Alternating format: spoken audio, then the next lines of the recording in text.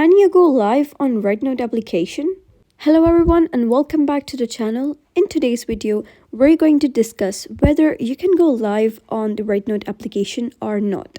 So let's get started. So going live on REDnote is quite critical than traditionally posting videos. Now, when you click on this plus icon and click on live, you'll be able to see you will be redirected to an interface like this. So what basically they ask you to do is that you need to verify using your ID card. So in order to verify that, you need to have a Chinese ID card. So yes, if you have a Chinese nationality, you can go live on REDnote. But if you don't, and if you're in any other country of the world, you will not be able to go live. There is a long debate going on the internet right now over this thing.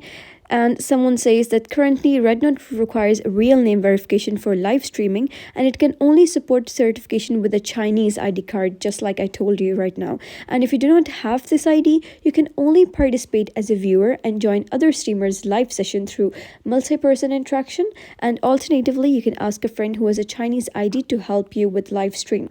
So that is basically a turnaround way how you can actually go live on REDnote.